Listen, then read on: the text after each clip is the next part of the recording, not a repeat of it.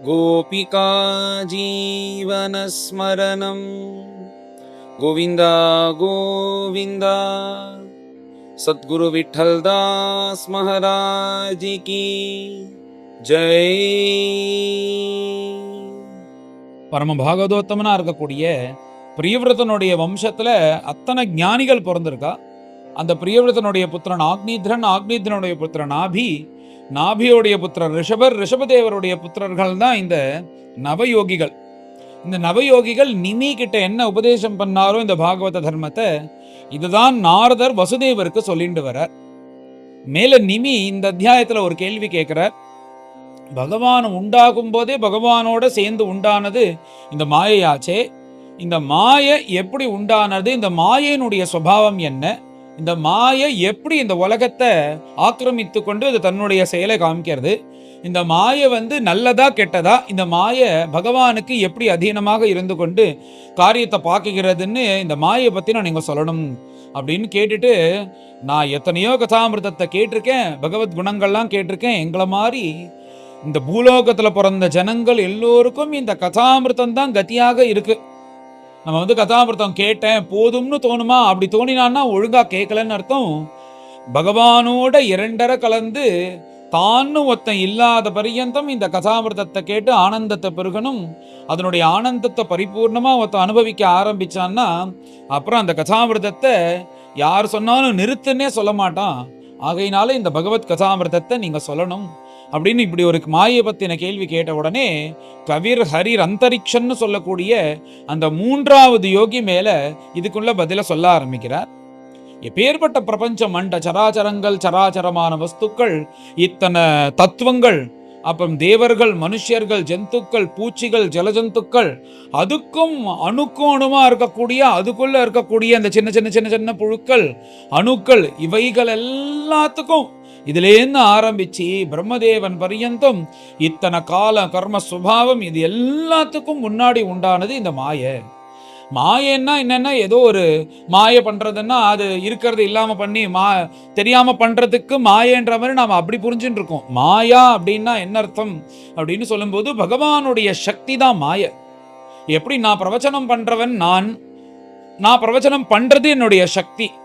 அப்போ என்னையும் இந்த பிரவச்சன சக்தியும் நான் பிரிக்கவே முடியாது. நான் இருக்கிற பரியந்தம் அந்த சக்தியானது எவ்வாறு இருக்குமோ அதே போல பகவான் ஒருத்தம் உண்டானாலே சகுனமா பகவான் உண்டானானே ஆனால் அந்த மாயானது இருக்கும். அதனால அந்த மாயைக்கும் அழிவு கிடையாது. அது பகவானுடைய ஆக்ஞையினால உலகத்துல இருக்கிறவா எல்லாருக்கும் இப்படி இருக்கணும்னு பகவான் எப்படி பிரம்மதேவரை, சூரியனை, அக்னியை ஆக்ஞாபிச்சிருக்காரோ அதே போல மாயையும் ஆக்ஞாபிச்சிருக்கார். ஆகையினால இந்த மாயையினுடைய சுபாவம் என்ன அப்படின்னா, இந்த ஜீவன் உண்டாகும் போதே இது சுத்த சத்வகுணத்தோட பகவானோட இருக்கணும் தான் உண்டாகிறது. ஆனா மாயையுடைய பகவானுடைய ஆக்ஞையினால மாய ஸ்வீகாரம் எடுத்துக்கொண்டு இந்திரிய அதீனமாக இந்த ஜீவனை கொண்டு போய் சேர்க்கிறது அப்படின்னு இந்த மாயையை பத்தி சொல்ல ஆரம்பிக்கிறார் இந்த அந்தரிக்ஷர் அப்படின்னு சொல்லக்கூடிய மகான். இந்த உலகத்துல வாழ்ந்துட்டு இருக்கிற ஜனங்கள் எல்லோரும் மாய அதீனமா இருக்கும்போது அந்த மாயையில் அகப்பட்டு கொண்டு இந்திரிய சுகத்தினால இப்படி புனரப்பி ஜனனம் புனரப்பி மரணம்னு இந்த மாயை அவலம்பிச்சுண்டு அதனால வரக்கூடிய அகங்காரம் மமகாரங்கள் இதை பிடித்து கொண்டு இன்னைக்கு நாளைக்கு இல்லை, எப்படின்னா அனந்தமா போயிட்டே இருக்கான். இந்த ஜனன மரண பிரவாகம் என்றது நிக்காதபடிக்கு பகவானோட இரண்டரை கலக்கலைன்னா இதுக்கு ஏது நிவிருத்தி, இது முடிஞ்சதுன்னு சொல்ல முடியாதோ. அதனால பகவானோட இரண்டரை கறக்கிற பரியந்தம் இது இருக்கும். என்னன்னா மகாபிரளயம்னு ஒரு காலம் வருதே, இந்த பரார்த்தத்வய ஜீவியா இருக்கக்கூடிய அந்த பிரம்மதேவனோட ஆயுசு முடிஞ்சோடனே மகாபிரளயம்னு வருதே, அது பரியந்தம் இந்த மாயானது இந்த ஜீவனோடு கூட வந்துட்டே இருக்கு. அது அழிச்சின்னு போய் இவனை இந்த கர்மாக்கள் எல்லாரையும் பண்ண வச்சு அதுக்குள்ள சுகதுக்கத்தோட இந்த மாயை சேர்ந்து சஞ்சாரம் பண்ணிட்டே இருக்கு. இந்த காலங்கள்லாம் நம்ம ஸ்மரிச்சு பார்த்தோம்னா கிட்டத்தட்ட பகவான் எத்தனை கல்பகோட்டி காலம் இருக்காரோ பகவான் ஒருத்தர் இருந்தாலே இந்த மாயை இருக்குன்னு இந்த மாயை பத்தி அற்புதமாக வர்ணிக்கிறார். அதுக்கும் மேல இந்த காலம்னு ஒண்ணு இருக்கே, இந்த காலமே பகவத் ஸ்வரூபம். அந்த காலம் மாத்திரம் எப்போதும் அழியாம இருக்கா. எப்பொழுதும் அழியாம இருக்குன்னா இந்த உலகம் அழிஞ்சதுக்கு அப்புறமும் எப்படி பகவான் இருக்கானோ, இந்த காலமானது ஆதியும் அந்தம் இல்லாதபடிக்கு அப்போ ஒரு ரூபத்துல இருந்துட்டே இருக்கு, பகவத் ரூபத்துலன்னு. இந்த விஷயத்தெல்லாம் இவர்கள் சொல்றாலே தவிர இது எப்படி இருக்கும்னு நான் யோசனை பண்ணி பார்க்கறேன், அது கூட மனசுக்கு எட்ட மாட்டேங்கிறது. ஆனா அவர்கள் சொல்றா காலமானது அதுக்கப்புறம் பகவானோட பரபிரம்மத்தோட இருக்கு. அந்த காலமானது மாயையை ஸ்வீகரித்து கொண்டு எல்லாத்துக்கும் இவ்வளோ நாள் தான் இருக்கலான்றது இருக்கணும் அப்படி வைத்துக்கொண்டு இந்த மனுஷர்களை அந்த காலமானது மாத்தி மாத்தி பிறக்க வைக்கிறது விஷயம் இல்ல. பஞ்சபூதங்கள்லாம் இருக்கே, அந்த பஞ்சபூதங்கள்லாம் இந்த உலகம் உண்டானதுலேருந்து இருக்கு. அதெல்லாம் எத்தனை கோடி கோடி கோடிக்கணக்கான வருஷங்கள் இருக்குன்னு தெரியாது. அந்த பஞ்சபூதத்தையும் கூட இந்த காலமானது ஒடுக்க பண்றது. அதுக்குள்ள அப்படி என்ன ஆகும்னா, இந்த உலகமானது கடைசியா மகா பிரளயம்னு அழிய அந்த காலத்துல 100 வருஷம் மழையே பெய்யாது. அப்படி 100 வருஷம் மழை பெய்யாத போது என்ன ஆகும், பூமி வறண்டு போயிடும். அதனால சூரியனோட உஷ்ணமானது எல்லா இடத்திலையும் பரவி சூரியன் தான் எல்லா இடத்துலையும் வியாபிப்பார் அப்படின்னு சொல்லி அதுக்கப்புறம் என்ன ஆகும்னா திரும்ப ஒரு 100 வருஷம் மழை பெய்யும். அந்த மழை பெஞ்சதுனால பிரளய ஜலமானது உண்டாகும். அந்த பிரளய ஜலமானது உண்டாகி எல்லாத்தையும் அடிச்சுன்னு அண்ட சராச்சரங்கள் எல்லாத்தையும் அடிச்சுன்னு போகிறது. இப்போ பிரளய ஜலம்னா இப்போ நமக்குள்ள இந்த சுனாமி மழையினால வரக்கூடிய இந்த ஜலம் இருக்கே, இது ரொம்ப அல்பம். இது பூமியில இருக்கக்கூடிய இந்த ஃப்ளட்ஸ்ன்னு நம்ம மழை பெஞ்சா இந்த சென்னை வாசிகள்லாம் கஷ்டப்படுறாளோன்னு, இதெல்லாம் ரொம்ப அல்பமான ஜலம். பிரளய ஜலம்ன்றது இந்த பூமிமானி கோடிக்கணக்கான உருண்டைகள் எல்லாம் அதுல கரைஞ்சு போயிடுமா, அது பிரளய ஜலம். அப்படி அந்த பிரளய ஜலம் அந்த பிரளய ஜலத்தை அதை ஒன்றும் இல்லாம பண்றதுக்கு அந்த சங்கர்ஷண மூர்த்தி கீழே ஆதாரமாக இருக்காரோன்னோ, 1000 தலைகளை வைத்துக்கொண்டு அந்த சங்கர்ஷண மூர்த்தியினுடைய வாக்குலேந்து அக்னி ஆனது வரும் உலகத்தை அழிக்கும் போது. அந்த அக்னி இத்தனை பிரளய ஜலத்திலையும் உறிஞ்சிருமா. அப்புறம் அந்த அக்னி வாயுல அணைஞ்சிரும். அந்த வாயு ஆகாயத்துல உடங்கிடும். அந்த ஆகாசமானது பரபிரம்மத்தோட ஐக்கியமாயிடும்னு இதுக்கு வதிரேக வியாப்தி அப்படின்னு பேரு. அன்வய வியாப்தின்னா என்னன்னா, ஆகாஷாத் வாயு வாயோரக்னிஹி அக்னேராபஹ அத்யஃப் பிருத்திவி பிருத்திவ்யா ஓஷதயஹ ஓஷதீப்யோன்னம் அன்னாத் புருஷா அப்படின்னு உபனிஷத் சொல்றது. வேத சிரஸா இருக்கக்கூடிய உபனிஷத்து இது. அன்வய வியாப்தி என்னன்னா, பரபிரம்மத்திலேருந்து ஆகாசம், ஆகாசத்திலேருந்து வாயு, வாயுலேருந்து அக்னி, அக்னியிலேருந்து ஜலம், ஜலம்லேருந்து பூமி, பூமியிலேருந்து ஓஷதிகள், ஓஷதியிலேருந்து அன்னம், அன்னம்லேருந்து புருஷர்கள்னு இது ஜெகத் சிருஷ்டி இப்படி ஆறுதுன்னா அன்வய வியாப்தி. அழியும் போது எப்படின்னா வதிரேக வியாப்தி. இந்த மகாப்பிரளய ஜலம்னு ஒரு ஜலம் சொன்னனே, அந்த ஜலமானது அக்னியில அது அப்படியே ஆவியா மாறிடும். அந்த அக்னி வாயுல அணைஞ்சிடும். அந்த வாயு ஆகாயத்துல உடங்கிடும். அந்த ஆகாயமானது பரபிரம்மத்தோட சேர்க்கும். இது எல்லாத்துக்கும் மூலப்பொருளா இருந்து செயல் செய்யக்கூடியது எதுன்னா இந்த காலமும் மாயையும் சேர்ந்துட்டு தான் இதை பண்றது. அந்த காலம் பகவான், இந்த மாய பகவானுடைய சக்தி அப்படின்னு அற்புதமான தத்துவம் போல வர்ணிச்சுன்னு வரார் இந்த அந்தரிக்ஷர்னு சொல்லக்கூடியவர். இப்படி இதெல்லாம் வர்ணிச்சு வைகுண்டவாசியா இருக்கக்கூடிய பிரபு சத்துவம், ரஜஸ், தமசு இதுக்கு 3 வர்ணங்கள் கொடுத்துருக்காராம். சத்துவம்னா வெள்ளை வர்ணம், ரஜஸ்ன்னா இந்த சிகப்பு வர்ணம், தமஸ்ன்னா கருப்பு வர்ணம். இந்த டார்க் எனர்ஜின்னு சொல்றோம் பாருங்க, இதுதானே உலகத்துல நிறைய ஆக்கிரமணத்தோட இருக்கு. எங்க பார்த்தாலும் அந்த டார்க் எனர்ஜி தானே இருக்கு. அங்கங்க நட்சத்திரங்கள் இருக்கு, எங்க போனாலும் இருட்டு தான் நிறைய இடத்துலையும் வியாபிச்சு இருக்கு. இந்த டார்க் எனர்ஜி தான் கிட்டத்தட்ட பரமேஸ்வரனுடைய தத்துவம். இதுதான் கடைசியில சூழ்ந்துண்டு இந்த உலகத்தையே அழிக்கும்னு கிட்டத்தட்ட ஒரு சயின்ஸோட சேர்த்து பார்த்தா இப்படிதான் வருது. இப்படிதான் நம்ம தத்துவங்களும் சொல்றது. அதனால ஒவ்வொரு குணத்துக்கும் ஒவ்வொரு வர்ணத்தை கொடுத்துருக்கு. அதுல வெளுப்பா இருக்கக்கூடிய சத்வகுணம், அந்த சத்வகுண பிரதானாக பவதானே அந்தந்த வர்ணத்துல அவதாரம் பண்ணி இப்படி பண்றார் அப்படின்றதெல்லாம் உலகத்துல பிரசித்தம். இந்த மாதிரி 3 வர்ணங்களை வைத்துக்கொண்டு சத்துவம், ரஜஸ், தமஸ் இந்த 3 குணங்கள் இதுதான் ரொம்ப முக்கியம். அந்த 3 குணங்களை வைத்துக்கொண்டு திரிகுணாத்மிகையான இந்த பிரபஞ்சத்தை காலஸ்வரூபியாக பகவானாக இருந்து கொண்டு மாயையினால எல்லோரையும் ஆட்டி படைக்கிறார். இந்த மாயை ரொம்ப பொல்லாதது. மாமேவையே பிரபத்யந்தே மாயாமே தாம் தரந்திதேன்னு கீதாச்சாரியன் சொன்னது போல இந்த மாயை தாண்டனம்னா என்ன பிரபத்தி பண்ணாதான் உண்டு. அப்பேற்பட்ட பகவானை ஆசிரயிக்கணும்னு கவிர் ஹரிர் அந்தரிக்ஷான்னு சொல்லக்கூடிய இந்த மகான் இப்படி மாயையை பத்தி கேட்டோடனே இந்த பதில சொல்லி முடிக்கிறார். இன்னும் மகான்கள்லாம் வேற ஏதாவது கேள்வி இருந்தா கேளுப்பா அப்படின்னு அவளுக்கு நிமி கிட்ட சொல்றதுக்கு ஆசையா இருக்கும்போது மேல அந்த நிமி எல்லோரையும் நமஸ்கரித்து, இந்த மாயன்னு சொல்றேலே, இந்த மாய பொல்லாதுன்னு தெரிந்து கொண்டேன். இந்த மாயைய தாண்டறதுக்கு வழியே இல்லையா? இந்த மாயையை தாண்டணும்னா அதுக்கு என்ன வழி இருக்கு? பகவானை தானே ஆசிரியக்கணும்னு சொல்றேன். இதுக்கு ஏதாவது சாதனை இருக்கா? இந்த மாயையை தாண்டணும்னா அதுக்கு ஏதாவது சாதனை இருக்கா? அதுவும் கண்டிப்பா பகவான் வச்சிருப்பாரே. பகவான் தான் தாண்ட வைக்கணும்னாலும் நாம பிறந்ததுக்கு அப்புறம் என்ன பண்ணணும் இந்த மாயையிலேன்னு தாண்டணும், அதுக்கு நீங்க பதில் சொல்லணும் அப்படின்ன உடனே மேல 4வது யோகியா இருக்கக்கூடிய பிரபுத்தர்னு சொல்லக்கூடிய அவர் மேல இதுக்கு பதில் சொல்ல ஆரம்பிக்கிறார். ராஜன்னு, இந்த பிரபஞ்சத்துல சுகதுக்கம் தான் புண்ணிய பாபத்துக்கு ஹேத்துவாக இருக்கு. எல்லாத்துக்கும் நம்ம அழிச்சுன்னு போறது. இதுதான் முதல்லேருந்து பாகவதத்துல சொல்லிட்டு வருது. சுகதுக்கத்தினால நாம பத்னி புத்திராதிகளோட சௌக்கியமா இருக்கோம், கஷ்டப்படுறோம், மாத்தி மாத்தி வியாதிகள் வருது, சிரமப்படுறோம்ன்றது இருக்கு. ஆனாலும் இந்த சுகதுக்கம் நம்மளுக்கு பிடிச்சிருக்கிறதுக்கு காரணம் என்ன? நம்ம இந்திரியத்தினுடைய வாசனாபலம். இந்த இந்திரியங்கள்லாம் செயல்படுறதுக்கு மனசு காரணமா இருக்கு. இந்த மனசுக்கு சுவாபாவிகமா இது பிடிக்கிறதுக்கு என்ன காரணம்னா அது பகவானுடைய மாய.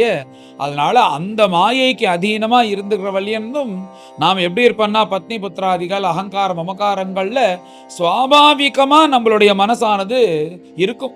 இப்ப பகவான் அடையணும், ஞான வைராக்கியத்தை சம்பாதிச்சுக்கோன்னு சொன்னா அட போங்கயா, நம்ம என்ன வேலை சம்பாதிக்கணும், கல்யாணம் பண்ணிக்கணும், குழந்தைகளோட சௌக்கியம் இருக்கணும் தானே எல்லாருக்கும் ஏன் தோன்றதுன்னா, மாயை மூலியமாக எது உண்மையான சுவாபாவிகமோ அது போயிடுமா. இந்த வாசனா பலத்தினால ஏறி ஏறி ஏறி ஏறி இந்த பக்கம் பத்னி புத்திராதிகளோட இருக்கணும்ன்றது தான் சுவாபாவிகமாக அதை நம்ம ஜென்ம ஜென்மமா அனுஷ்டானம் பண்ணி அதுதான் சரி, இவாளுக்கெல்லாம் வேற வேலை இல்லை, இதை பார்த்துக்கு ஏதாவது சொல்லிட்டு இருப்பான்னு அவளை பத்தி யோசிக்கிற அளவுக்கு இந்த மாயானது நம்மளை கொண்டு போயிடும்.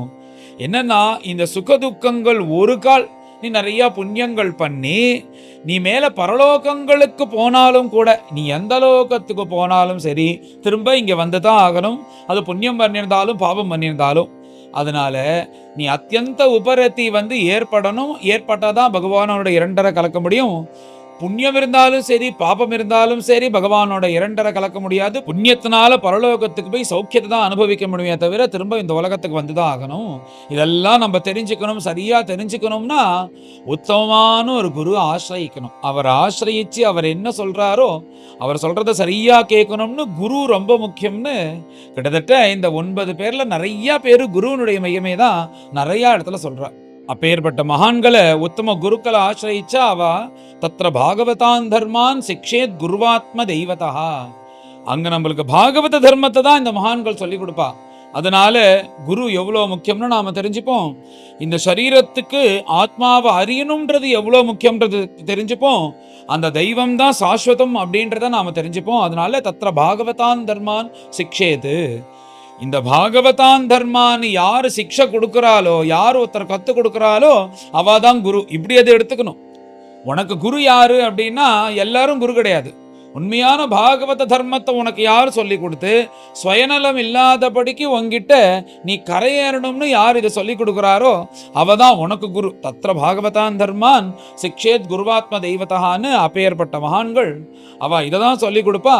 அவ சொல்றத மாத்திரம் நாம சரியா கேட்டுட்டு இருந்தோம்னா இந்த மாயை தாண்டிட முடியும்பா. அந்த மாயை தாண்டறதுக்கு இந்த மகான்கள் குருனுடைய அனுகிரகம் ரொம்ப முக்கியம் அப்படின்னு சொல்ற. இப்படி அந்த மகான்கள் கிட்டேருந்து பாகவத தர்மத்தை நீ தெரிஞ்சுட்டு நீ எப்படி இருக்கணும்னா உலகத்துல இருக்கிறவா எல்லாரையும் பகவத் சுரூபமா பார்க்கணும். யாருகிட்டையும் கோபிச்சிக்க கூடாது. வினய சம்பத்தோட இருக்கணும். சுயநலமாக இருக்கக்கூடாது. இந்திரிய அதீனமா இருக்கக்கூடாது. மனசை அடக்கணும். எல்லாரிடத்திலையும் பகவானா பார்த்து சேவை செய்யணும். எல்லோருக்கு அஹிம்சையே பரமோதர்மகான்னு இருக்கணும். இத்தனையும் வைத்துக்கொண்டு நீ பகவத் பக்தி பண்ணினேன்னா அந்த மகான்களுடைய சங்கமானது ஒன்னு அப்படி மாத்திடும். அதுதான் அவ சிக்ஷனை கொடுப்பா. இது யாரு சிக்ஷனை கொடுக்குறாளோ அவ தான் உத்தம குருக்கள். அந்த மாதிரி உனக்கு யாரு சொல்லி கொடுக்குறாளோ அவ தான் உன்னுடைய குரு. அவளை நீ ஆசிரியக்கணும்னு அப்பதான் இந்த மாயை தாண்ட முடியும்னு இந்த மாயைக்கு பகவான் கிட்டேந்து ஆரம்பிச்சு பாகவத சேவை பரியந்தம் பண்ணினாதான் இதுல தாண்ட முடியும்னு சொல்லிட்டே வர்றார். இங்க நிமி 2 விதமா கேள்வி கேட்கிறார். இந்த மாயைய எப்படி இருக்கும், யாரை பிடிச்சிருந்தா தாண்டலாம், நாம என்ன சாதனை பண்ணணும்னு கேட்டாரோன்னோ.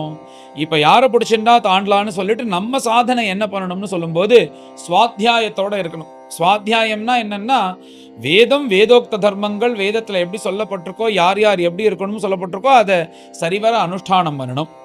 வேதோக்த தர்மங்கள்லாம் பகவதர்ப்பண புத்தியோட இருக்கணும். மௌனமா இரு எப்பயுமே. ரொம்ப யார்ட்டையும் பேசாத. அந்தரிக்கமும் பாக்கியமும் மௌனமா இருக்கணும். எல்லோரையும் பகவத் ஸ்வரூபத்தோட பார்க்கணும். வினயமா இருக்கணும். குணசம்பத்தோட இருக்கணும். சுயநலம் இல்லாத இருக்கணும்னு இப்படிதான் அத்தனையும் வர்ணிச்சு, இப்படி நாம சாதனையில போயிண்டே மகான்களுக்கு சேவை செஞ்சுட்டே வந்தோம்னா நமக்கு இந்த மாயையிலேந்து தாண்டக்கூடிய புத்தியானது பகவத் கிருபையினால நமக்கு வரும்னு, நம்ம குருவையும் ஆசிரியக்கணும், சாதனையும் பண்ணணும். என்ன சாதனை பண்ணணும் அப்படின்றத சொல்லிண்டே வரார் இந்த அந்தரிக்ஷன்றவர். இவ்வாறு சாதனைகளை சொல்லிண்டே வரும்போது அற்புதமான ஒரு விஷயத்த சொல்ற. எங்க போனாலும் குறை சொல்றத முதல்ல நிறுத்து. உலகத்துல குறைகள் இருக்கதான் இருக்கும். நீ எவ்வளோ பெரிய நல்ல தங்கக்கூடிய இறங்க போனாலும் அங்க ஏதாவது ஒரு நட்டம் இருக்கும். நல்லா தங்குற அந்த விஷயத்தெல்லாம் விட்டு குறையதான் நாம சொல்லுவோம். இந்த மாதிரி யோசிச்சு பார்த்தா, இது நானே யோசிச்சு பார்த்தேன். யோசிச்சு பார்த்தா எத்தனை குறைகள் நம்ம சொல்றோம். நல்ல ஜனங்கள் நிறைய பேர் வந்திருப்பா, நிறைய கதை கேட்கறா அப்படின்னா ஐயோ விசுக்கு விசுக்குன்னு வேர்க்கிறது. நம்ம மனசானது சுவாபாவிகமா குறையில தான் போய் சொல்றது. இந்த மாதிரி இப்ப எங்கேயாவது ஒரு இடத்துக்கு போறோம், சத்சங்கத்துக்கே போறோம்னா அங்க போனா அவரை சொல்ற ஜிலு ஜிலுன்னு பாடுறது, எல்லாரும் பக்தியோட பேசுறது, இது எல்லாத்தையும் விட்டுட்டு யாராவது ஏதாவது வம்பு பேசினா அதை நம்ம குறையா சொல்லுவோம். இந்த மாதிரி நம்ம வாழ்க்கையிலேருந்து ஆரம்பிச்சு எல்லா விஷயத்தையும் நாம எடுத்து போத்தோம்னா குறை சொல்லாம யாருமே இருக்க மாட்டோம். நமக்கு நாமே கேள்வி கேட்டுக்கணும். அவர் என்ன சொல்றாருன்னா, இந்த குறை சொல்றத கம்மி பண்ணுன்ற. கார்த்தால எழுந்துட்டு இன்னைக்கு எல்லாத்தையும் டிக் பண்ண மாதிரி எத்தனை டீ குடிச்சோம், எத்தனை காஃபி குடிச்சோம், எத்தனை இட்லி சாப்பிட்டோம், எத்தனை வடை சாப்பிட்டோன்ற மாதிரி இன்னைக்கு எத்தனை குறை சொன்னோம், நேத்தியை விட இன்னைக்கு கம்மியா குறை சொல்லி வாழ்ந்தோமா, சூழ்நிலை எப்படி இருக்குன்னு இதை கவனிக்கணும்ன்றார். அற்புதமான ஒரு விஷயத்த சொல்றார் சாதனைகள்ல. அப்படி சொல்லி பிராணாயாமத்தினால மனசை அடக்கினாதான் உண்டு உனக்கு சுவாதீனமா அடங்கும். மெதுவா பிராணாயாமத்தால மனசை அடக்கி நம்ம கிட்டத்தட்ட இந்த யமனியமங்கள்ல சொல்ற விஷயத்த எல்லாத்தையும் தான் சொல்ற. பிராணாயாமத்தினால மனசை அடக்கி குறை எங்கேயும் வெளில சொல்லாதபடிக்கு எல்லாம் பகவத் சங்கல்பம்னு நினைச்சுட்டு எல்லோரிடத்துலையும் பிரியமாக இருந்துட்டு இத்தனை சாதனையும் நீ சுவாதீனமா ஆக்கணும். அப்பதான் இந்த மாயை தாண்ட முடியும்னு இந்த யம நியமத்தை தான் கொஞ்சம் விஸ்தாரமாக வேற விதமாக சொல்றார் இவர். அற்புதமான சாதனைகள் இருக்கே பகவான் அடையணும்னா முதல் சாதனை ஸ்ரவணம். பிரகலாத சுவாமிலேருந்து ஆரம்பிச்சு தானே சொல்றா, அந்த ஸ்ரவணம் காது கொடுத்தா போதுன்றார். முதல்ல இந்த காதை கொடு, சுலபமா இருக்கக்கூடிய காதை கொடு. நீ ஒன்றும் பண்ணாத. காது எவ்வளோ நேரம் 24 மணி நேரம் கேட்டாலும் வலிக்காது. மற்ற எந்த இந்திரியங்களா இருந்தாலும் வலிக்கும். இந்த ஒரு ஞான இந்திரியத்துக்கு மாத்திரம் வலியே கிடையாது. அதனால நீ 24 மணி நேரம் கேட்டாலும் வலிக்காது. அப்படிதான் பகவான் இந்த ஸ்ரவணத்துக்கு கொடுத்திருக்கார், அனுகிரகம் பண்ணியிருக்கார். அந்த ஸ்ரவணத்தை, பகவத் கதாமிரதத்தை அந்த ஸ்ரவணம் மூலியமாக கேளு. அதுக்கப்புறம் இது கொஞ்சம் உள்ள போய் போய் போய் அப்புறம் வாக்கில் கீர்த்தனமாக மாறும். எப்படி சர்வஸ்வமும் பகவத் அர்ப்பணம் பண்ணிட்டு இப்படி நம்ம வாழ்ந்துட்டு வரணும். அப்படி வாழ்ந்துட்டு வந்தாதான் இந்த மாயை தாண்ட முடியும்னு இப்படி சொல்லிட்டே வரார். அப்புறம் நம்மளுடைய கர்மா தானே எல்லாத்துக்கும் காரணமாக இருக்கு. அந்த கர்மா பத்னி புத்திராதிகளோட சுகமா இருக்கிறது போல பண்றது மாயில மாட்டின்னு இருக்கும். இங்க என்னன்னா, இந்த பகவத் பக்தினால நீ பத்னி புத்திராதிகளோட இருந்துட்டு சம்சாரத்திலேயே இருந்துட்டு எத்தனை தர்மங்கள் இருக்கு. இஷ்ட தர்மம், பூர்த்த தர்மம்னு இருக்கோன்னு. இஷ்ட தர்மம்னா நம்ம குடும்பம் நாம சௌக்கியமா இருக்க வேண்டிய தர்மங்கள் எல்லாம் பண்றது. பூர்த்த தர்மம்னா லோகத்துக்கு க்ஷேமமா இருக்கக்கூடிய தர்மங்கள்லாம் பண்ணி, எந்த மாயையினால பத்னி புத்திராதிகள்கிட்ட அகப்பட்டு நாம இந்திரிய சுகத்துக்கு அதீனமா ஆகுமோ, அதே பத்னி புத்திராதிகளை வச்சுட்டு பகவத் பக்தினால பகவானை போய் மாயையும் தாண்டிட முடியும். அதான் பக்தியினுடைய பெருமை.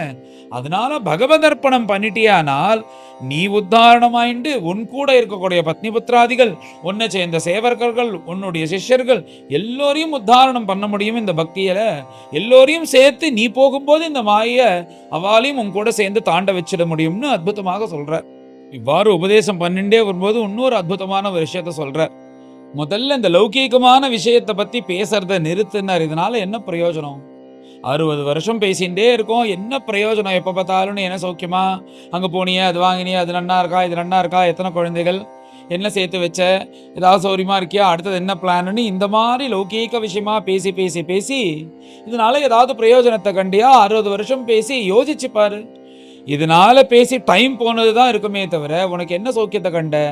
அப்ப என்ன பண்ணணும்னா, அதை பேசாதபடிக்கு யார் வந்தாலும் உண்மையான பக்தர்களா நிறைய பேர் இருப்பா, அவள்கிட்ட தான் பேசணும். ஒரு மகான் சொன்னார், ज्याचे वाणी रंगली रामनामी, ज्याचे मजती संवात घडो स्वामी, ज्याचे वंशी कुलधर्म रामसेवा, ज्याचे वंशी मज जन्म देगा देवा, ज्याचे वाणी रंगली. பிரபு, நான் யார்கிட்ட தெரியுமா பேசணும்? கண்டவன்ட்ட போய் கண்ட வார்த்தைகளை பேசக்கூடாதுன்ற.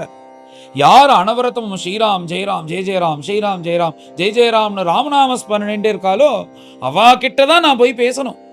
அப்படி பேச ஆரம்பிச்சேன்னா அவளுடைய சாநித்திய மாத்திரத்துல என் வாக்கில் நாமம் வரணும். யார் பாகவதத்தை பேசுறாலோ எப்ப திறந்தாலும் என்ன அழகா சுகர் சொல்லியிருக்கார், என்ன அழகா வியாசர் சொல்லியிருக்கார், என்ன அழகா நவயோகி உபாக்கியானம் இருக்குன்னு எத்தனை உபாக்கியானங்கள் இருக்கு. அதை எடுத்துட்டு அதை பத்தி பேசுறவா கிட்டதான் நான் பேசணும். அப்படி நாம இருக்கணுமா? இல்லைன்னா இதனால பேசி பேசி பேசி பேசி என்ன கண்டோம்? அதனால இந்த கிராமிய தர்மத்தை விட்டு இந்த பகவான் பத்தி பேசி மோட்ச தர்மத்தை அவலம்பிச்சு அதுக்கப்புறம் என்ன பண்ணணும்னு சொல்றாருன்னா, இப்படி நாமளும் இருந்துட்டு அவாலையும் மாத்தினா அது நம்மளை எந்த நிலைக்கு கொண்டு போகும்னா, கோபிகைகள் போகல தன்மனஸ்காக ததாலாப்பாக தத்விசேஷ்டாக ததாத்மிகாகான்னு முதல்ல அவனை பத்தி நினைச்சு நினைச்சு நினைச்சு நினைச்சு நினைச்சு நாமளும் நினைச்சு இன்னொத்தையும் நன வைக்கிறது. அதுக்கப்புறம் அவனை பத்தின பேச்சு ததாலாப்பாக, அப்புறம் அவன் என்ன பண்ணானோ அதை நினைச்சு நினைச்சு நாம அபிநயம் பண்றது போல பண்றது. இப்படி மனசு முழுக்க அவன் மயமா ஆகி நாம இப்படி வாழ்ந்துட்டே வந்தோமே. ஆனால் இந்த மாயெல்லாம் துச்சமா, அந்த மாயம் அந்த மாய இந்த மாதிரி இருக்கிறவாளை பார்த்து இவா கிட்ட நம்ம சேஷ்டையெல்லாம் ஒன்றும் பலிக்காதுன்னு பகவத் கிருபையினால அந்த மாயையே ஒதுங்கிடுமா. நீ மாயை ஒதுங்கணும் ஒதுங்கணும் ஒதுங்கணும் ஒரு காரியத்தை பண்ணாத.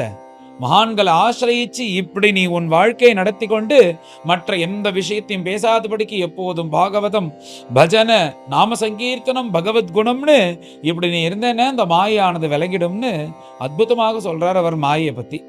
இவ்வாறு இந்த மாய தத்துவங்கள், மாயை எப்படி இருக்கு, இந்த மாயை எப்படி தாண்டணும், நாம என்ன சாதனை பண்ணணும்னு அற்புதமாக சொன்னாரோனோ. அவருக்கு நமஸ்காரம் பண்ணி எவ்வளோ அற்புதமாக சொன்னேல் அப்படின்னு உடனே அந்த யோகிகள் இன்னும் எதா இருந்தா கேளுன்றாலாம். அப்படி ஒரு பாக்கியம் அந்த நிமிக்கு. இவா என்ன அவளுக்கு பிரவச்சனம் பண்ணணும்ன்ற ஆசையில வந்திருக்காளான்னா அதுக்குள்ள சத்பாத்திரமா அந்த நிமி. இந்த நிமி யாரோ கிடையாது, சீதா தேவியினுடைய குலக்கூட்டஸ்தர் தான் இந்த நிமி. அதனாலதான் சீதை இவ்வளவு குணவதியாக இருக்கா. அதனால இந்த நிமி வம்சோத்பவம் தான் அந்த சீதை. அப்பேற்பட்ட நிமியை பார்த்து இன்னும் ஏதாவது இருக்கான்னு கேட்ட உடனே நிமி திரும்பவும் கேள்வி கேட்கிறாராம். மாயையை பத்தி நீங்க அழகா சொன்னேலே, இந்த மாயைக்கு அதீதமானவர், இந்த மாயையே எவருடைய சக்தியோ அந்த நாராயணன் எப்படி, அவருடைய தத்துவங்கள் என்ன, அவரை எப்படி நாம அனுபவிக்கணும், அவர் எப்படி இந்த பிரபஞ்சத்துல இருக்காரோ அதையும் நீங்க சொல்லணும் அப்படின்ன உடனே மேல கவிர் ஹரிர் அந்தரிக்ஷ பிரவருத்தா பிப்பலாயனர்னு சொல்லக்கூடிய அந்த அஞ்சாவது மகான், அஞ்சாவது நவயோகியில் இருக்கக்கூடிய அஞ்சாவது இருக்கக்கூடிய பிப்பலாதர் மேல இதை பத்தின தத்துவங்களை பத்தி பகவான் நாராயண பத்தி பேச ஆரம்பிக்கிறார். மேல அந்த பிப்பலாதர் சொல்ல ஆரம்பிக்கிறார், அப்பா நீ கேட்ட அந்த பரபிரம்மம் நாராயணன் அவருடைய தத்துவம் என்ன, அவர் எப்படி வர்ணிக்க முடியும்னு. அப்பா அவரை வர்ணிக்க முடியுமா, அதை அனுபவிக்க வேத்தியம், ஆனா தெரிஞ்ச அளவுக்கு நான் உனக்கு சொல்றேன். நம்ம சொன்னோமோன்னு இதுக்கு முன்னாடி என்ன சொன்னார், இந்த மாதிரி எல்லா உலகத்துக்கும் காரணமா இருக்கக்கூடியது மாய பகவானுடைய சக்தின்னு. அந்த பகவானுடைய சக்தி மாயையினால உலகம் உண்டாகிறது, அது ஒண்டி உலகம் இயங்கிறதுக்கு காரணமா இல்லப்பா. எல்லோருக்கும் அந்தர்யாமியா பவர் ஹவுஸாக உள்ள இருந்து கொண்டு அந்த மனசையும் செயல்பட வைக்கக்கூடிய அந்த பவரானது பகவான்கிட்ட இருக்கு. அவர் தான் உள்ள கோர் மாதிரி இருக்கார்.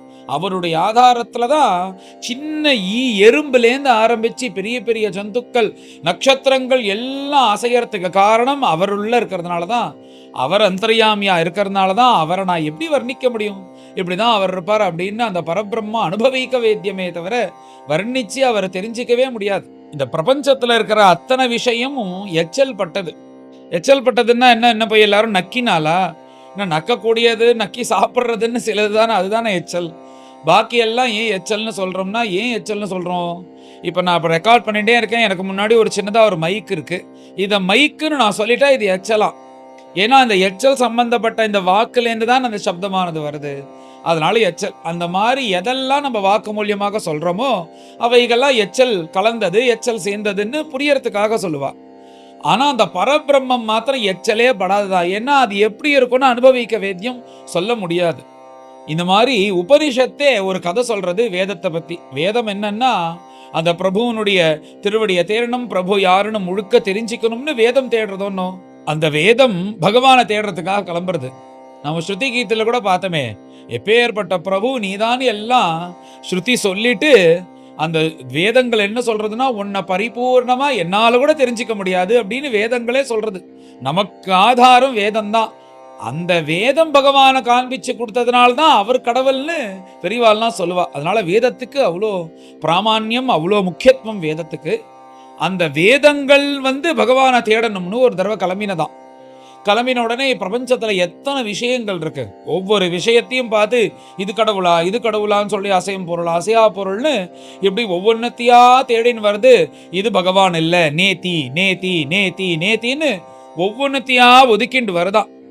அது ஒவ்வொன்றத்தையும் ஒதுக்கிண்டு வரும்போது ஒரு இடத்துல அதை வர்ணிக்க முடியாதபடிக்கு ஒரு இடத்துல நின்றுடுது. அதுதான் பரபிரம்மஸ்வரூபம்னு பெரியவர்கள்லாம் சொல்லுவா. இது உபநிஷத்துல உள்ள கதை.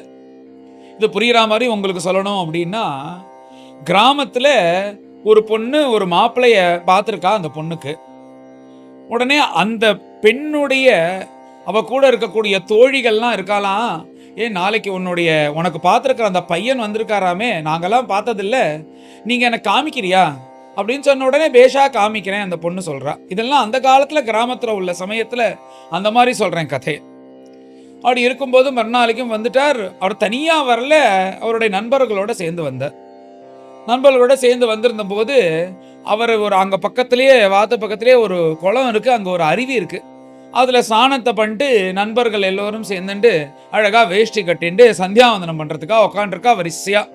அப்படி உட்காந்துருக்கும் போது அவ கண்ணை மூடிட்டு அந்த மேல அங்கவஸ்திரத்தை போட்டுன்னு ஜெபம் பண்ணிட்டு இருக்கா. அந்த சமயத்துல இந்த பெண் தன்னுடைய தோழிகள் எல்லோரையும் அழிச்சுட்டு அங்க வரா. வந்த உடனே அந்த தோழிகள்லாம் சத்தம் போடாம அங்க இருக்கிறவா வரிசையா உக்காண்டு இருக்கிறவளை பார்த்து, இதுல உன்னுடைய ஆத்துக்காரரா வரப்போறவர் யாருடி அப்படின்னு சொல்லிட்டு கேட்கிறா. அவளுக்கு வெக்கமா இருக்கு சொல்றதுக்கு. உடனே அந்த தோழி கேட்கிறா, அங்க ஒரு பச்சை துண்டு போட்டுட்டு ஒருத்தர் ஜெபம் பண்ணிட்டு இருக்காரு அவரா அப்படின்னா இல்ல அப்படின்றா. அடுத்து வெள்ளை துண்டு போட்டுட்டு ஒருத்தர் ஜெபம் பண்ணிட்டு இருக்காரு அவரா அப்படின்னா இல்லைன்றா. அடுத்தது ஒரு காவி துண்டி போட்டுன்னு ஒரு ஜெபம் பண்ணிட்டு இருக்காரே அவரா அப்படின்னு கேட்டா இல்லைன்றா. இன்னொருத்தர் சிகப்பு கலர் துண்டு போட்டுட்டு ஒருத்தர் உட்காந்து ஜெபம் பண்ணிட்டு இருக்காரு அவரான்னு கேட்டா அந்த பெண் அப்போ ஆமான்னு சொல்ல இல்லைன்னு சொல்லாம தனைய குறிஞ்சிக்கிறான். அப்படின்னா என்ன அர்த்தம்னா இவர் தான் தன்னுடைய ஆத்துக்காரர்.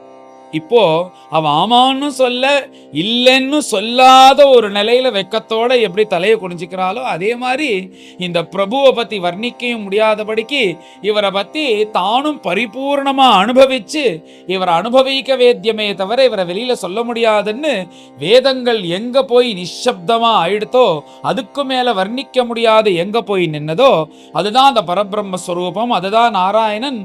அந்த தத்துவத்தை எப்படி பரிபூர்ணமா வர்ணிக்க முடியும் அப்படின்னு சொல்லிட்டு இந்த பிப்பலாதர் அற்புதமான ஒரு விஷயத்தை இப்படியே ஆரம்பிக்கிறார். இந்த உலகத்துல இருக்கக்கூடிய அத்தனை பொருட்களுக்கும் அந்தர்யாமியா இருக்கார். அந்தர்யாமியா இருந்து மாய அதீதமாக இருந்து கொண்டு எல்லோரையும் அவர் தான் இயங்க வைக்கிறார். சாட்சி பூதமா இருக்கார். அதை நம்ம புரிஞ்சிக்கவே முடியாது. அவர் உள்ள இருக்கார், சக்தியோட இருக்கார், சாட்சி பூதமா இருக்கார், எது கூடயும் சம்பந்தப்படாம இருக்கார். ஆனா அவர்னாலதான் அது நடக்கிறது. அப்படின்னா அது என்ன ஒரு எப்பேற்பட்ட விஷயம், அதை அனுபவிக்க வேத்தியம்னு இந்த மாதிரி தான் சொல்றான். அப்படி அற்புதமான அந்த பிரபுன்னு சொல்லிட்டு அந்த பகவானை நாம அனுபவிச்சுட்டு இருக்கோமே, நாம அனுபவிக்கிறோமா அப்படின்னு நீ கேள்வி கேட்டேன்னா ஆமா. ஒருத்தன் ஜாகிரதை சொப்ன சுஷுப்தின்னு இந்த நிலையில இருக்கானே, முழிச்சுட்டு இருக்கும் போது லௌகிக விவகாரம் பண்றோம். சொப்ன அவஸ்தையில அப்பயும் மனசு முழிச்சுட்டு இருக்கு, கண்டதை நினைக்கிறது. ஆனா சுஷுப்தின்னு நன்கு தூங்குறோம் பாரு, அந்த நன்கு தூங்கும் போது நம்ம மனசானது பரமாத்மா கிட்ட போயிடுறது. அதனாலதான் தூங்கி ஏந்த உடனே சந்தோஷமா இருக்கும். ஏன் காரணம்னா கொஞ்ச நேரம் நாம எங்கேந்து வந்தோமோ அவர்கிட்ட போய் ஏதோ ஒரு அல்ப காலம் போய் கலந்துட்டு வரமா நமக்கே தெரியாம அந்த தூக்கத்துல. அப்படி பகவான் வச்சிருக்காராம். அந்த அனுபவம், அந்த அனுபவிச்சோன்ற அனுபவம் மாத்திரம்தான் இருக்குமே தவிர அந்த பரபிரம்மத்தோட போய் இருந்தோன்ற ஞானம் இருக்காது. அந்த பரபிரம்மத்தோட போய் இருக்கும் அந்த ஆனந்தத்தையும் அனுபவிச்சோன்னு இதை சம்பாதிச்சுக்கிறதுக்கு தான் இவ்வளோ கஷ்டப்படுறோம். என்ன அர்த்தம்னா தூங்கும் போது தூங்கிடுவோம், அப்ப நம்ம பரமானந்தத்தை அனுபவிக்கிறோம். தூங்கி எழுந்ததுக்கு அப்புறம் எதையோ அனுபவிச்சோம்னு சந்தோஷப்படுறோம். எல்லாருடைய அந்த அந்த சுகமானது, அந்த அறிவானது ஒரு எல்லைக்குள்ள தான் இருக்கு. இப்போ அந்த தூங்கும்போது நாம எதையோ போய் அனுபவிக்கிறோம்ல, அது முழிச்சுட்டு இருக்கும் போதே அனுபவிச்சுண்டு சரீரம் வேற, நாம ஆத்மாவோட சேர்ந்தவன்னு அந்த பரமானந்தத்துல நாம தூங்கும்போது எந்த அனுபவத்தை அனுபவிக்கிறோமோ அதை முழிச்சுட்டே தெரிஞ்சுக்கிறதுக்காக தான்ப்பா இத்தனையும் பண்றோம். அந்த பிரபு தான் எல்லாத்துக்கும் காரணம். அவர் அனுபவிக்க வேத்யன் அப்படின்னு வர்ணிச்சுன்னு வர. ஆகையினால இத்தனை சாதனைகள் முன்னாடி பெரியோர்கள்லாம் சொன்னாலே, அந்த சாதன மூலியமாக மாயையை தாண்டி அந்த பிரபுவை போய் அனுபவிச்சாதான் அவரை பரிபூர்ணமா நம்ம தெரிஞ்சுக்க முடியும், இல்லைன்னா முடியாதுன்னு அந்த பகவான் பரபிரம்ம தத்துவத்தையும் நாராயண தத்துவத்தையும் இப்படி அந்த பிரபுவை அனுபவிக்க வேத்தியம்னு சொல்லிட்டு இந்த பிப்பலாதர் சொல்லி முடிக்கிறார். முடிச்ச உடனே நிமிக்கு இன்னும் சந்தோஷமா திரும்பவும் நமஸ்காரம் பண்ணி, எப்பேற்பட்ட மகான்கள் என் கிரகத்துக்கு வந்திருக்கேள், இன்னும் எனக்கு நிறைய கேள்வி இருக்கு. இந்த கர்மான்னு சொல்றாளே, இந்த கர்மம் மூலியமாதானே இந்த ஜென்மமானது நடந்துட்டே இருக்கு, சுகதிக்குமானது இருக்கு. நாம செய்யக்கூடிய இந்த கர்மத்தினாலேயே நம்ம பூர்வ கர்மாக்களை போக்கிக்க முடியுமா? அதுக்கு ஏதாவது வழி இருக்கா? இதே கேள்விதான வசுதேவர் அந்த மகான்கள்ட்ட கேட்டார். கிட்டத்தட்ட அதே கேள்விதான் நிமியும் கேட்கிறார். இந்த கேள்வியை எங்க அப்பாவா இருக்கக்கூடிய இக்ஷ்வாக்கும் முன்பு சனகாதிகள்கிட்ட கேட்டா அப்பாவா பதில் சொல்லல. ஏன் பதில் சொல்லலன்னு எனக்கு காரணம் தெரியல, அதையும் நீங்க சொல்லணும். நம்ம கர்மாக்கள் பண்ணிருக்கோமோனா அந்த கர்மாக்களை போக்கடிச்சுக்கிறதுக்கு நாமே ஏதாவது கர்மா பண்ணி அதை போக்கடிச்சுக்க முடியுமா? அதை பத்தி நீங்க சொல்லணும்னு கேட்ட உடனே கவிர் ஹரிர் அந்தரிக்ஷ பிரவர்த்தா பிப்பலாயனா அடுத்ததா இருக்கக்கூடிய ஆவிர்ஹோத்திரன் மேல இதுக்கு பதில் சொல்லிட்டு வர. ரொம்ப அற்புதமான கேள்வி, கர்மா பத்தின கேள்வி கேட்டிருக்கேன். இந்த கர்மா ரெண்டு விதமான கர்மா, ஒன்னு நிஷித்த கர்மா, ஒன்னு விகித கர்மா. விகித கர்மான்னா என்னன்னா, வேதங்கள் எதெல்லாம் செய்யணும்னு சொல்லியிருக்கோ அது விகித கர்மா, எது செய்யக்கூடாதுன்னு சொல்லியிருக்கோ அது நிஷித்த கர்மா. இதை நம்ம சரிவர அனுஷ்டானம் பண்ணிட்டு வரணும். அப்படின்னா என்னன்னா, வேதோக்த தர்மங்களை பண்ணும், வேதம் எதை செய்யக்கூடாதுன்னு சொல்றதோ அது பண்ணக்கூடாது. வேதமே எப்படி இருக்குன்னா பரோட்சமாக தான் இருக்கு. எதுவுமே ஸ்பஷ்டமாக அது நம்ம எப்படி நம்மள வேதம் கொண்டு போறது அப்படின்னா, காமிய கர்மங்களை கொடுத்து நம்மள உள்ள இழுத்து அப்புறம் நமக்கு ஞானத்தை கொடுத்து பகவான் கிட்ட தள்ளுறதான். இப்படிதான் வேதம் இருக்கா. இந்த வேதம் இந்த விஷயமா பாகவத ஆரம்பத்துல கூட வருது. தர்ம புரோஜித கைதவோத்திர பரமோ நிர்மத்சரானாம் சதாம் வேத்யம் வாஸ்தவம் அத்திரவஸ்து சிவதம் தாபத்ரயோன்மூலனம் அப்படின்னு ஸ்ரீமத் பாகவதே மகாமுனி கிருத்தே கிம்வா அபரைஹி. கிம்வா அபரைஹின்னு சொல்லும்போது அந்த அபரைஹின்னு வியாக்கியானத்துல வேதைஹின்றார்.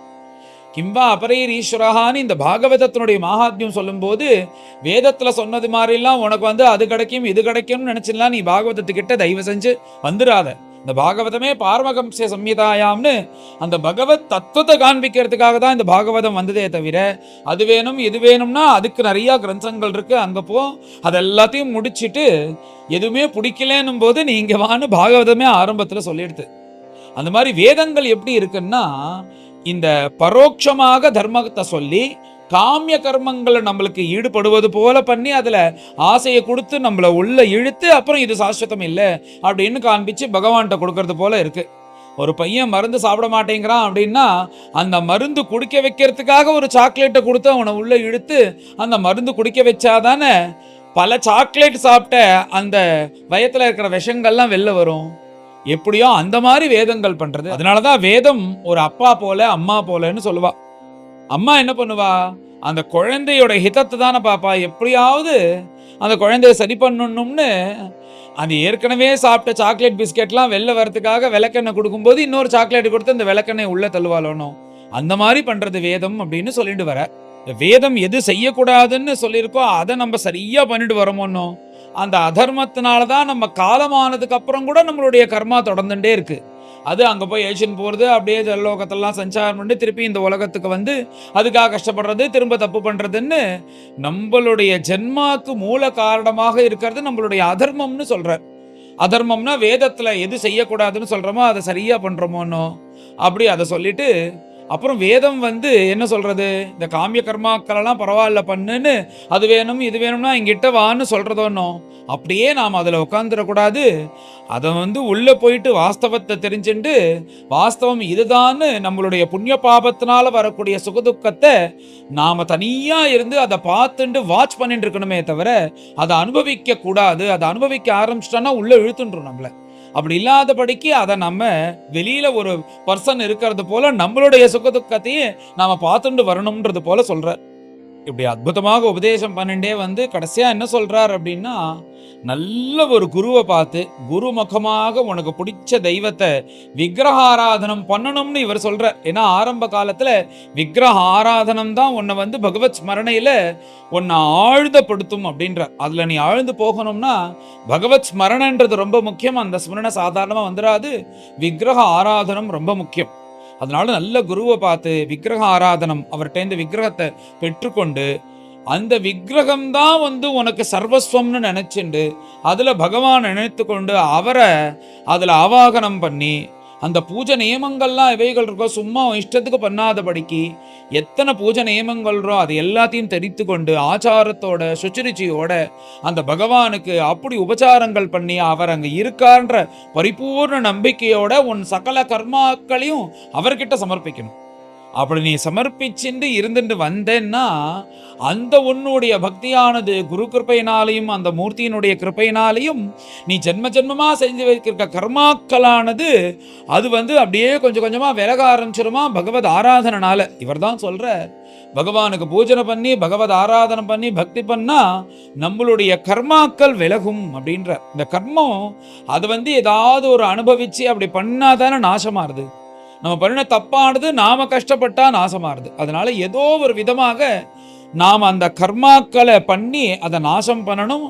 ஆனா அதுல உயர்ந்தது எது அப்படின்றது போல சொல்லும்போது நாம பகவத் பக்தி பண்ணி விக்கிரக ஆராதனம் பண்ணி அந்த விக்கிரகத்துல அந்த பகவான் அதுல இருக்கார்னு பரிபூர்ணமாக நம்பி ஆச்சாரத்தோட இருந்து அந்த பிரபுவுக்கு சமஸ்த உபச்சாரங்களும் பண்ணி ஸ்ரத்தையாக ஞாசத்தோட மந்திர பட்டனங்கள்லத்தோட அவர் ஆராதனம் பண்ணிட்டு எப்படி குரு எப்படி சொல்றாரோ அப்படி நம்ம இருந்துன்னு வந்தோம்னா இந்த கர்மா இருக்கே அவர் கேட்டாரோனோ நம்ம எந்த கர்மா பண்ணினா நம்ம கர்மாக்களை போக்கிக்க முடியும்னு.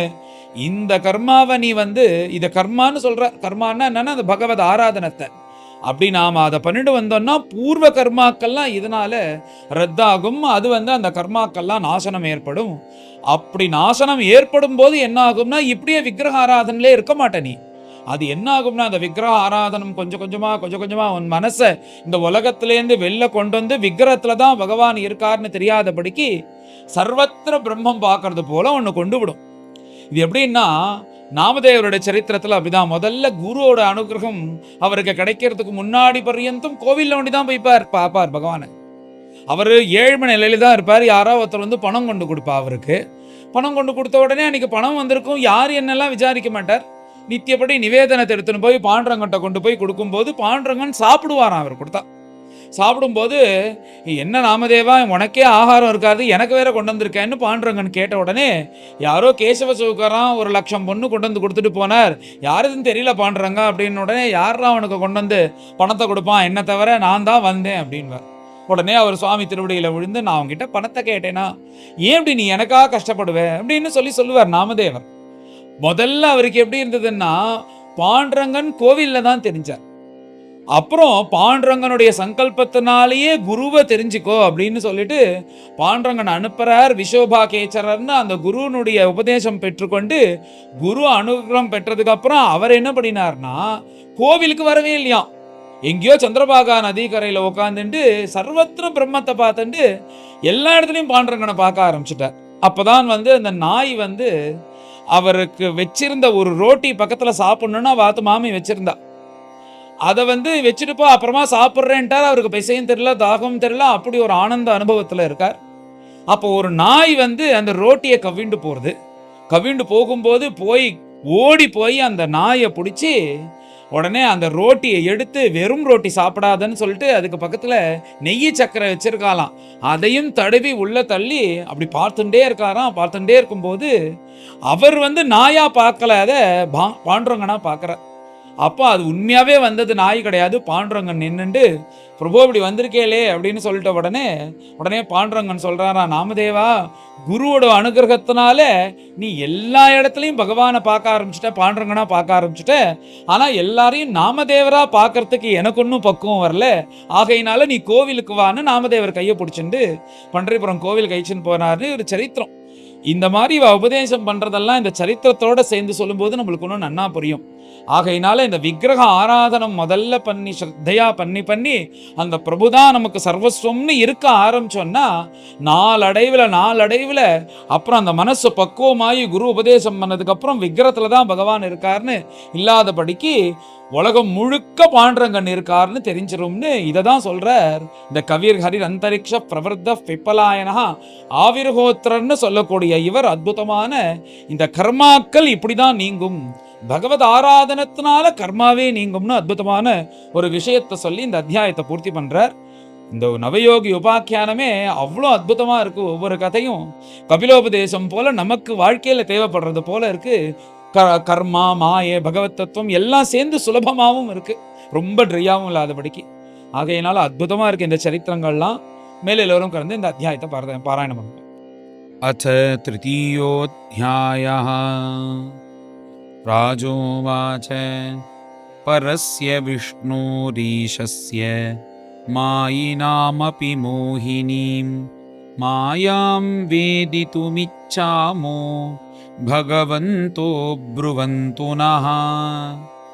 நானுத்ருப்யே ஜுஷன் யுஷ்மத் வச்சோ ஹரிகதாமிருதம் சம்சாரதாபநிஸ்தப்தः மர்த்யஸ்தத்தாபபேஷஜம்.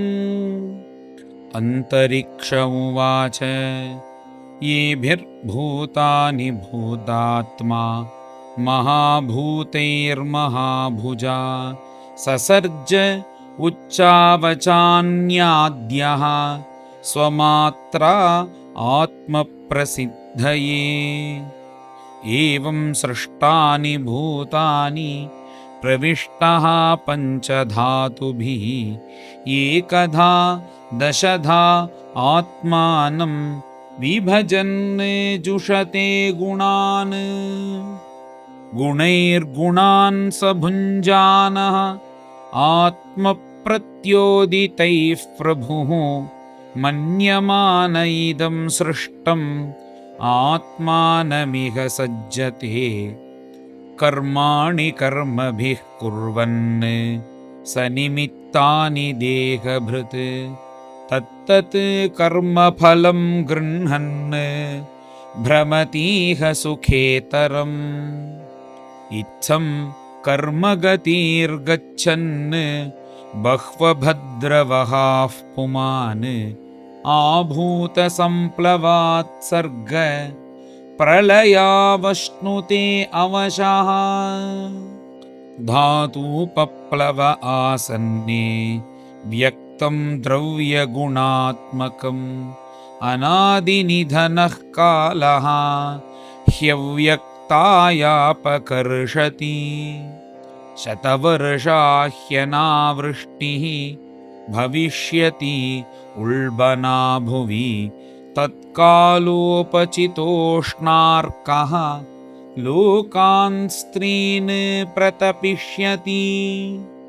पातालतलमारभ्य सङ्कर्षणमुखानलः दहन् ऊर्ध्वशिखो विश्वग् वर्धते वायुनेरितः.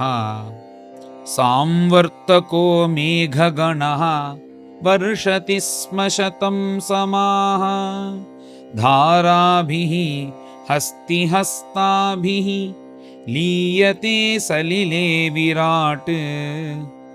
ततो विराजम् उत्सृज्य वैराजः पुरुषो नृपा अव्यक्तं विशते सूक्ष्मं निरिन्धन इवानलः. वायुना हृतगन्धा भूः सलिलत्वाय कल्पते सलिलं तद्धृतरसं ज्योतिष्ठाय उपकल्पते. हृतरूपं तु तमसा वायौ ज्योतिः प्रलीयते हृतस्पर्शः अवकाशेन वायुर्नभसि लीयते कालात्मना हृतगुणं नभ आत्मनि लीयते इन्द्रियाणि मनोबुद्धिः सह वैकारिकैर्नृपा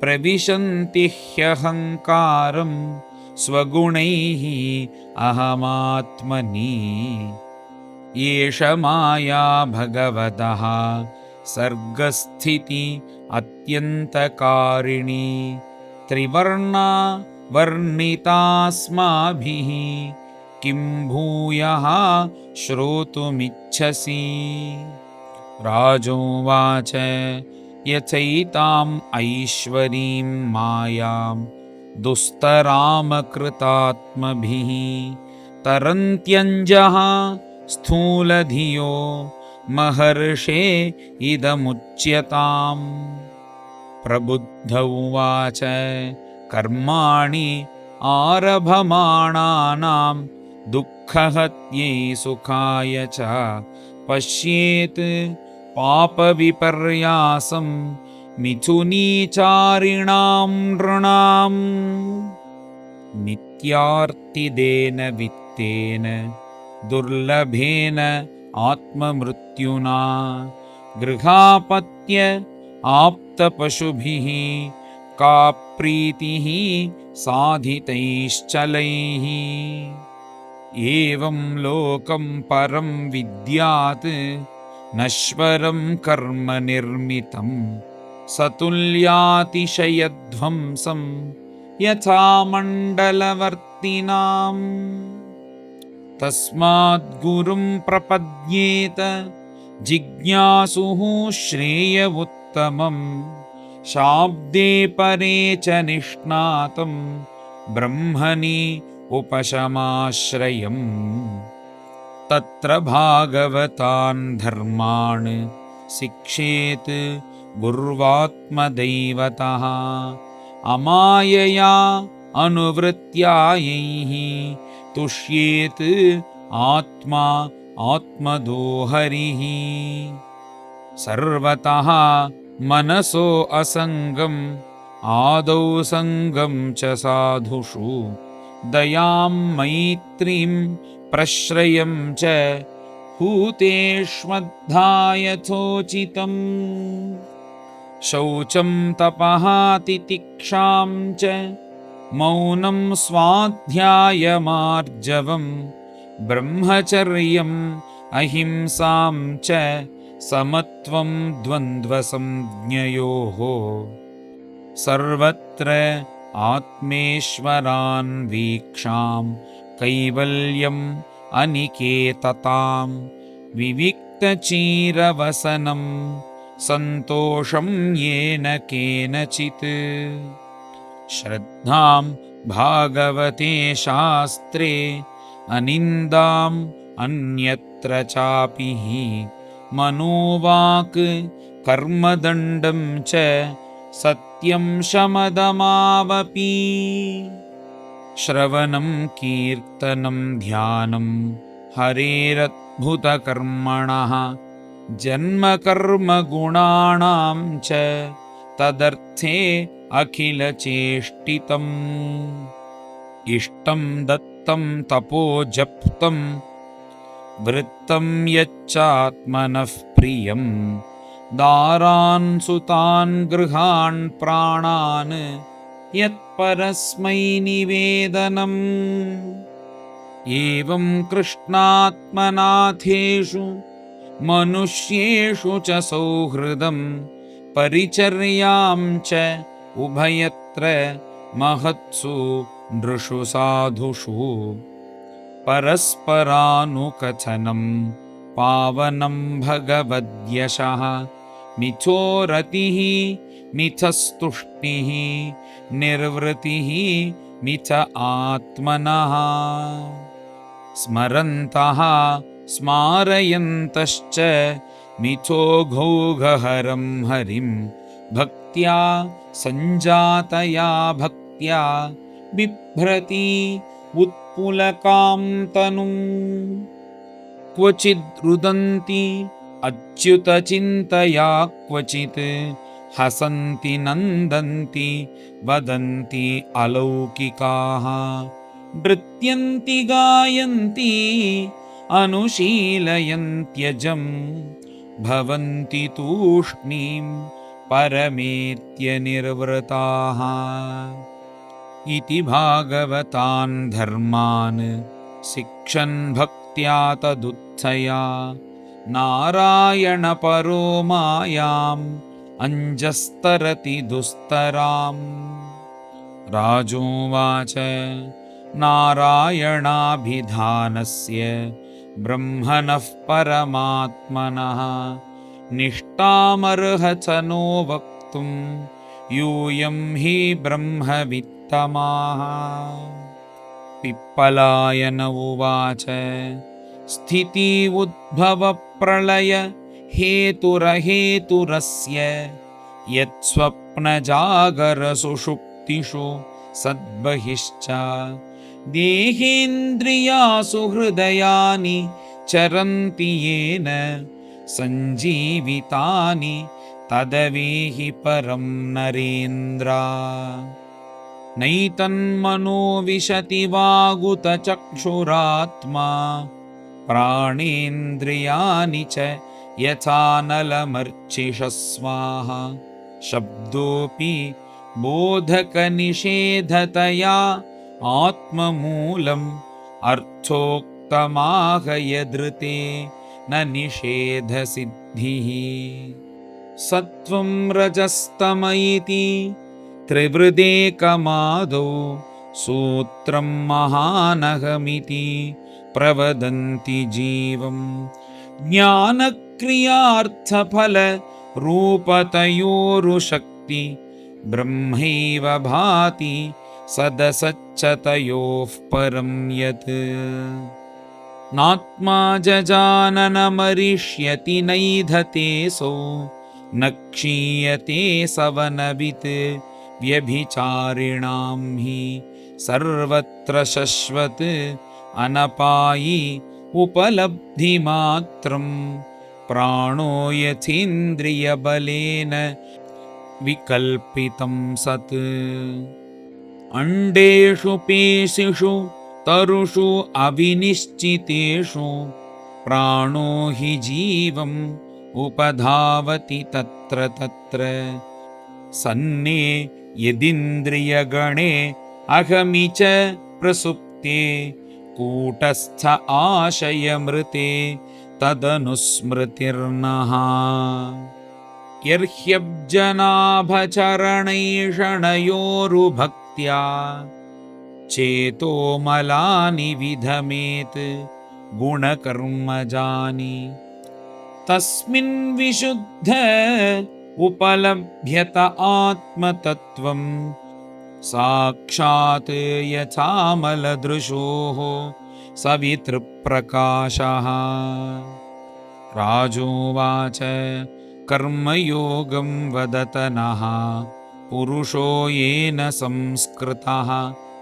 विधूयेहाशु कर्माणि नैष्कर्म्यं विन्दते परम् एवं प्रश्नं ऋषीन् पूर्वम् अपृच्छं पितुरन्तिके नाब्रुवन् ब्रह्मणः पुत्राः तत्र कारणम् उच्यताम् आविर्होत्र उवाच कर्मा कर्म विकर्मेति वेदवादो न लौकिकः वेदस्य च ईश्वरात्मत्वात् तत्र मुह्यन्ति सूरयः परोक्षवादो वेदोऽयं बालानाम् अनुशासनं कर्ममोक्षाय कर्माणि विधत्ते ह्यगदं यथा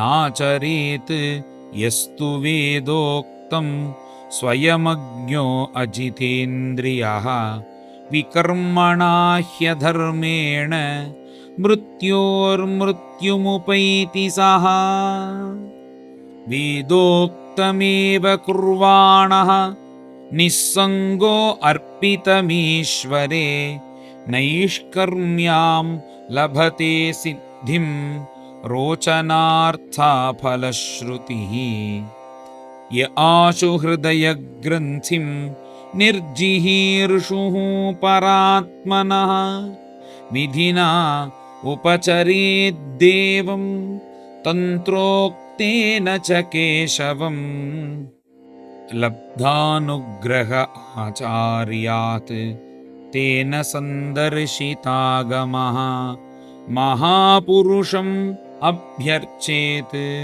मूर्त्याभिमतयात्मनः शुचिः सम्मुखमासीनः प्राणसंयमनादिभिः पिण्डं विशोध्य सन्न्यास कृतरक्षः अर्चयेत् हरिम् अर्चादौ हृदये चापि यथा लब्धोपचारकैः